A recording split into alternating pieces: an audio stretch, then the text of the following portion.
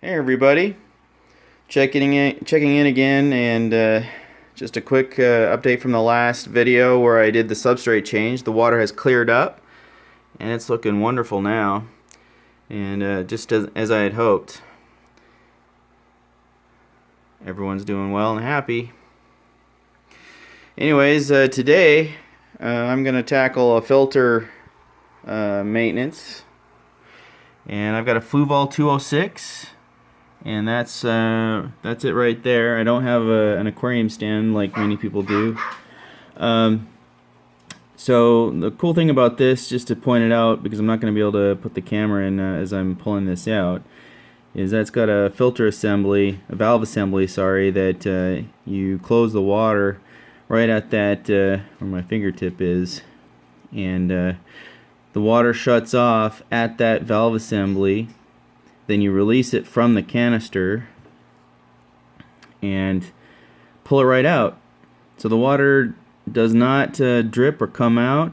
The water stays in the hose, but it's all connected into that valve so that you can just take the canister right out, take it where you're going to do maintenance. It's really convenient. It takes no time at all to take it out. But I'm going to have to get in there and do a little gymnastics to get at it. So I will be endeavoring to do that, a little bit of maintenance. So I'll show you what I'm after and up to here. So that's the manual that comes with the 206.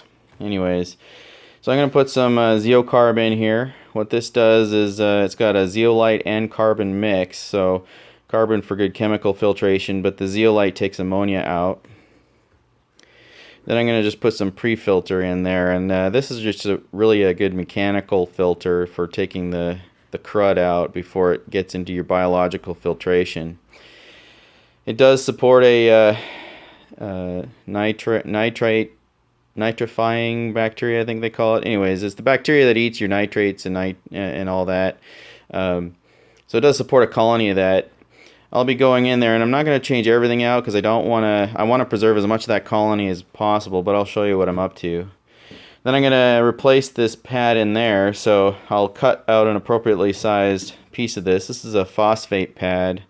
I use it as a scrub too. I cut a piece out and I use it to scrub the tank walls, and it keeps the algae population under control a little bit as it removes the phosphates out of the water.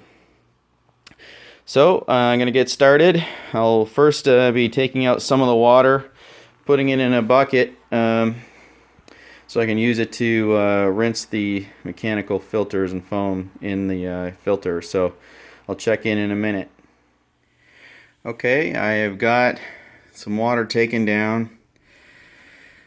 Everything's quiet in there. Fish are wondering what's going on. So I got the aquarium water in this bucket. It's got healthy bacteria in there that I want to keep and use to clean the filters with. So here's the filter itself.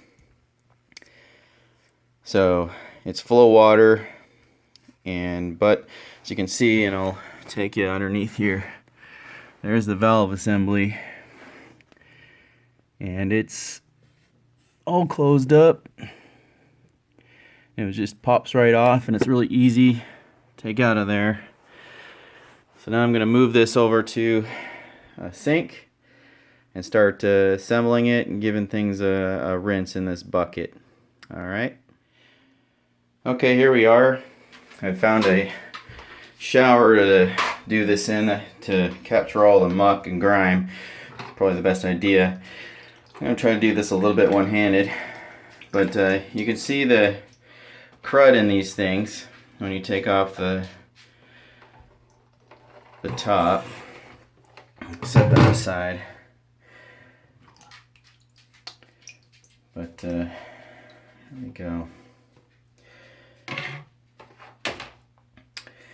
So these are the trays of media filters here, and the water comes down through here first, and this is all your foam filtration. So this is the stuff that's going to be the dirtiest. The whole point of cleaning this here is just to get the medium and large chunks, the dead dead stuff, the detritus, but I'm going to rinse it in here. I'm not going to rinse it into the sink because it has nitrifying bacteria that's really healthy. So I'm going to keep that just to rinse out the stuff that's clogging this up, so you can see how nasty that is. So this is going to make that really gross, but it's an important step of the process. And then I'll talk a little bit later about what I'm going to do with the media here. Okay, I've finished rinsing off the filter pads here, assembled them back together. Got towards the end so dark that it wasn't doing a pretty good job, but that's okay.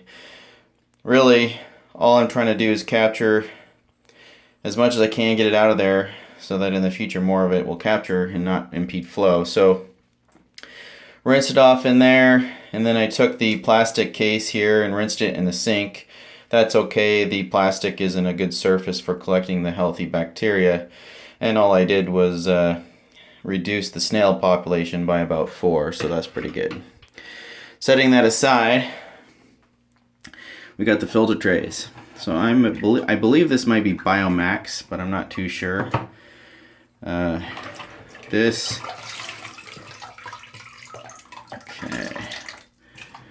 looks like it was my filter pad that I put in here. I'm just gonna toss that and create a new one. And this looks to me to be carbon that's broke. And this is another actual filter foam that I'll probably just rinse out here. And then here we have another mechanical filter here that just a foam. So anyways, I'll set to work and cleaning those out, and I will check back in when I put new media in. Okay, so I've cleaned everything out and gotten everything rinsed off, and you can tell by the mess this is not necessarily the easiest task to do clean. But anyways, the mechanical foam is down there with the mechanical filter foam, and I added another piece of this phosphate brush pad down in that tray. That's your primary mechanical. The second tray is usually intended for your biological filtration, and the top tray is usually for chemical filtration. The nice thing about these canister filters is it's completely customizable. You can do whatever you want, and based on the needs of your tank. However, I would recommend following some internet guidance on how not to shoot yourself in the foot. But the next tray I'm going to do is I took out the carbon that was over here, and I loaded it with the pre-filter here, rinsed out, ready to go. And I'm going to add this another one of these sections of cutout phosphate pads, just like that. And I'm going to drop it right into the tray, just like that, into the canister. Then you'll note here that this Biomax here, I'm not going to remove. I've taken it out to rinse down the tray itself, but I put it back as is. The reason for that is I suspect there's probably some good bacteria colony in there, and I'd like to preserve that the best I can. But what I'm going to do is I'm going to put my neo-carb right over it. I'm just going to put a bag right here on top of it and call it good. Try to get some maximum coverage here, so that next time when I do this, I'll probably then this might have some good bacteria on it, and I will preserve it, put it to the bottom, put a new bag on top. Similarly with the pre-filter stuff, is I would probably go half and half. But that'll just go in here, and then this on top of there like that. So I'm going to wipe down the top of the filter where the O-rings are, make sure that's all cleaned up, and put it back together and get it ready for putting back in service. And that's pretty much it. Alright, well, we're back in business, and everything is all straightened back out. Quite the big job, I guess, but I guess you don't need to do this a whole lot. you look at most manuals, they're going to tell you a greater frequency than I think you really need. There's varying opinions out there. You kind of have to decide for yourself. But the way I see it is, if you have a healthy tank and the chemicals are balanced and you're not cycling in extremes, no spikes, everything's within normal parameters, then there should be no real need to do a whole lot. Let the filter do its job. There's a healthy colony of bacteria in there, and it's doing what it needs to do. It's only a real concern when you start talking about the mechanical parts of the filter itself, making sure that it's gunk free so that it doesn't restrict too much flow, because obviously you want flow. And then just kind of watch it, monitor it.